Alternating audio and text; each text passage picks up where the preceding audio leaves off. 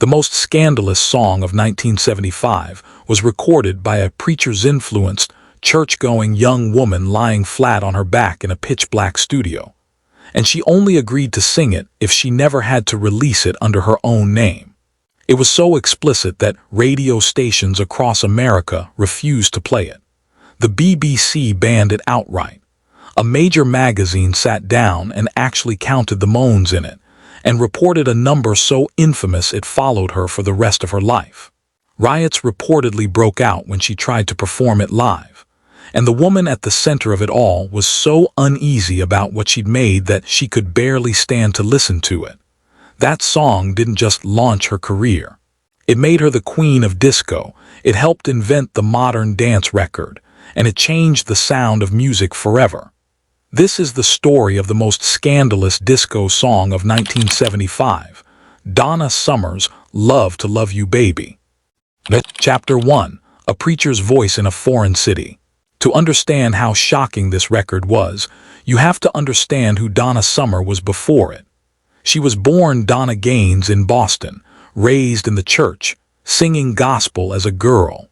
Her voice came from the pews, but she was restless, and as a young woman she left home, joined the German production of the musical Hair, and ended up living in Munich for years, acting, singing, and scraping together a career far from home.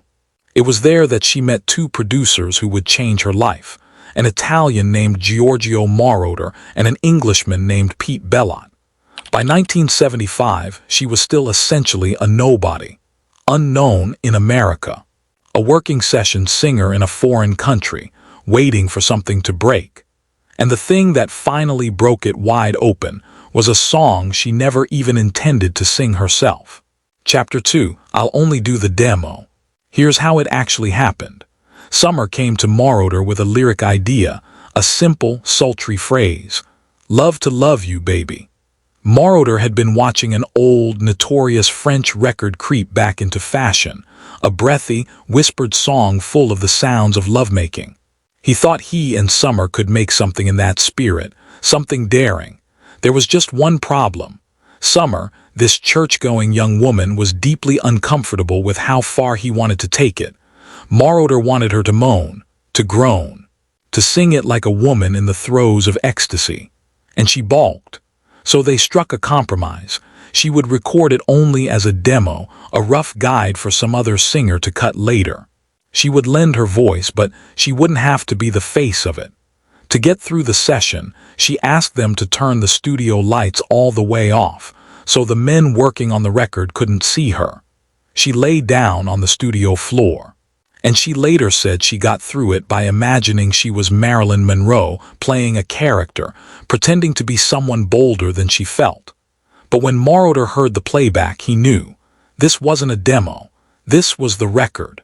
And now he had to convince a very reluctant Donna Summer to put her own name on the most explicit song either of them had ever made. Chapter 3. The phone call that made it a monster. She finally, reluctantly agreed. The song came out in Europe under a shorter title and did modestly, a small hit in the Netherlands, nothing more. It could easily have ended there, a curiosity. Then a tape crossed the Atlantic and landed on the desk of one of the great wild men of the record business. Neil Bogart, the president of Casablanca Records. Bogart didn't just like it. He was obsessed with it. He reportedly played it at a party at his house and then kept playing it, again and again, because the guests wanted to keep dancing to it. The problem was, the song kept ending. So Bogart picked up the phone, called Moroder in the middle of the night and made an outrageous request. He didn't want a 3-minute song. He wanted Moroder to stretch it out to fill an entire side of an album, something like 16, 17 minutes long. It was a bizarre demand, but it worked because of a secret weapon buried in the recording. Moroder had built the track over a cheap little drum machine, the kind that could tap out a steady, mechanical, never-tiring beat. That relentless, hypnotic pulse was something new in pop music, and it's exactly what let them extend the song into a 17-minute marathon that stayed locked in perfect time. Bogart even added one final touch. He tweaked the title, adding one more word to make it "Love to Love You Baby." That 16-minute experiment did something nobody expected. It helped give birth to the 12-inch dance single, the long-form club record that would define disco. But first, it was going to cause an absolute scandal. Chapter 4. The Song They Tried to Silence. When "Love to Love You Baby" hit America in late 1975, the reaction was explosive in every sense. Radio programmers didn't know what to do with it. Station after station simply refused to play it, calling it too explicit for the airwaves. Across the ocean, the BBC banned it outright. And then came the moment that sealed its infamy. A major national magazine reviewed the record and, apparently in earnest, counted the simulated moans throughout the track, arriving at a tally so eye-popping it became one of the most repeated statistics in pop history. Overnight, Donna Summer wasn't just a singer. She was a headline, a controversy, a national talking point about how far was too far, and it wasn't only the moral guardians reacting. When Summer performed the song live, the atmosphere could turn frightening. She later described a show in Italy, a huge crowd of thousands, almost all men, very few women, where she performed the song, and the audience got so worked up that things reportedly spilled into chaos. She eventually had to reckon with just how powerful and how combustible this thing she'd created really was. Here's the irony that the moral panic completely missed. All that outrage, all those bans, all that free publicity, it didn't bury the song. It rocketed it up the charts. Chapter 5. The Scandal That Built a Queen. Because while the gatekeepers were clutching their pearls, everyone else was buying the record. "Love to Love You Baby" climbed all the way to number 2 on the American charts. The album went gold, selling over 1 million copies. The unknown session singer from Boston, stranded in Munich a year earlier, was suddenly a star on 2 continents. The very thing that was supposed to be too shocking for the public turned her into one of the biggest names in music. And it was only the beginning, because Donna Summer and Giorgio Moroder weren't finished.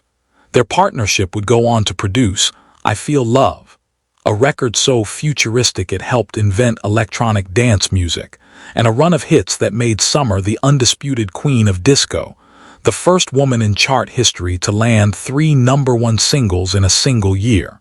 She would win Grammys. She would sell tens of millions of records.